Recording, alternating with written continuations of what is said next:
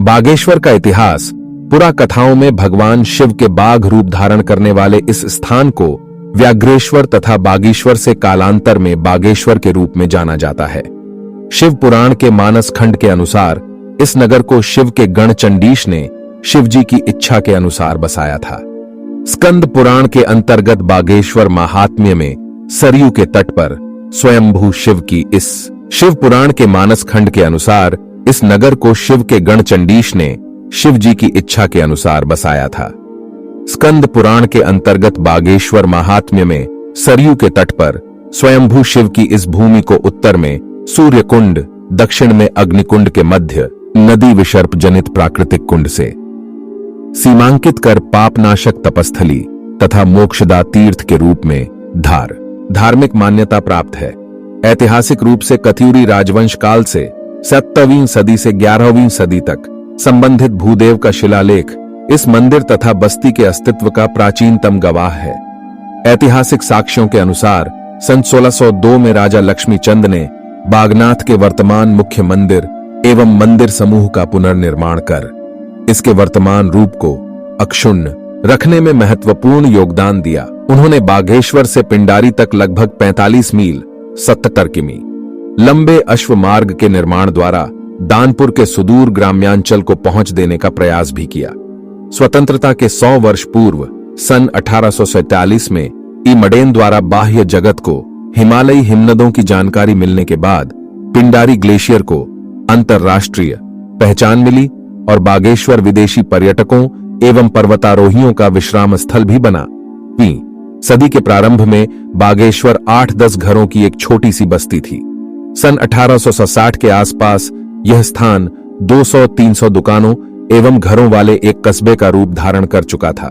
मुख्य बस्ती मंदिर से संलग्न थी। सरयू नदी के पार दुग बाजार और सरकारी डाक बंगले का विवरण मिलता है। एटकिंसन के हिमालय गजेटियर में वर्ष 1886 में इस स्थान की स्थायी आबादी 500 बताई गई है। सरयू और गोमती नदी में 2 बड़ेढ़ और मजबूत लकड़ी के पुलों द्वारा नदियों के आर पार विस्तृत ग्राम्यांचल के मध्य आवागमन सुलभ था। अंग्रेज लेखक ओस्लो लिखते हैं कि 1871 में आई सरयू की बाढ़ ने नदी किनारे बसी बस्ती को ही प्रभावित नहीं किया, वरन दोनों नदियां पुराने पुल भी बहा दिए। फलस्वरूप 1913 में वर्तमान पैदल झूला पुल बना। इसमें सरयू पर बना झूला पुल आज भी प्रयोग में है। गोमती नदी का पुल 70 के दशक में जीर्ण क्षीर्ण होने के कारण गिरा दिया गया और उसके स्थान पर नया मोटर पुल बन गया। प्रथम विश्व युद्ध से पूर्व सन 1905 में अंग्रेजी शासकों द्वारा टनकपुर बागेश्वर रेलवे लाइन का सर्वेक्षण किया, जिसके साक्ष्य आज भी यत्र तत्र बिखरे मिलते हैं। विश्व युद्ध के कारण यह योजना ठंडे बस्ते में चली गई और बाद के योजनाकारों द्वारा पूरी तरह विस्मृत कर दी गई। 1880 के दशक में श्रीमती इंदिरा गांधी के बागेश्वर आगमन पर उन्हें इस रेलवे लाइन की याद दिलाई गई। अब जाकर क्षेत्रीय जनता द्वारा किए गए लंबे संघर्ष के उपरांत आखिरकार टनकपुर बागेश्वर रेलवे लाइन के सर्वेक्षण को राष्ट्रीय रेल परियोजना के अंतर्गत सम्मिलित किया गया है।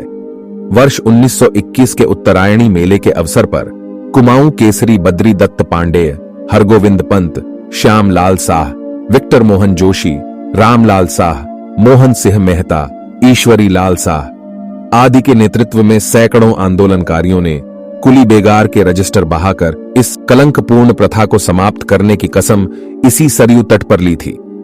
पर्वतीय क्षेत्र के निवासियों का राष्ट्रीय आंदोलन में यह योगदान था, जिससे प्रभावित होकर सन 1919 में महात्मा गांधी स्वयं बागेश्वर पहुंचे।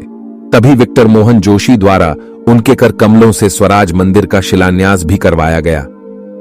20वीं सदी के प्रारंभ में यहां औषधालय 1906 तथा डाकघर 1909 की तो यहां स्थापना हो गई, तथापि शिक्षा का प्रसार यहां विलंबित रहा।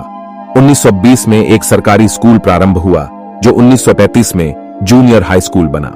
आजादी के बाद 1941 में स्थानीय निवासियों के प्रयास से विक्टर मोहन जोशी की स्मृति में एक प्राइवेट हाई स्कूल खुला, जो कि 1966 में जाकर इंटर कॉलेज बन सका। महिलाओं के लिए पृथक प्राथमिक पाठशाला 50 के दशक में खुली और पृथक महिला सरकारी हाई स्कूल 1975 में। 1975 में तत्कालीन मुख्यमंत्री हेमवती नंदन बहुगुणा द्वारा राजकीय डिग्री कॉलेज का उद्घाटन किया गया। 10 बालीघाट में स्थापित 25 किलोवाट क्षमता वाले जल विद्युत संयंत्र से उत्पादित बिजली से 1951 में बागेश्वर पहली बार जगमगाया। वर्षा काल में नदियों के गंदले पानी से निजात पाने के लिए टाउन एरिया गठन के उपरांत राजकीय अनुदान तथा स्थानीय लोगों के श्रमदान से नगर में शुद्ध सार्वजनिक पेयजल प्रणाली का शुभारंभ हुआ। 11/1952 में अल्मोड़ा से via Garur motor road Bageshwar पहुंची। क्षेत्रीय निवासियों के श्रमदान से निर्मित बागेश्वर कपकोट मोटर मार्ग में बस सेवा का कोई संचालन 1955 के बाद प्रारंभ हो पाया। 1961 में चीन युद्ध के बाद सामरिक दृष्टिकोण से महत्वपूर्ण बागेश्वर पिथौरागढ़ सड़क 1968 में बनकर तैयार हो गई।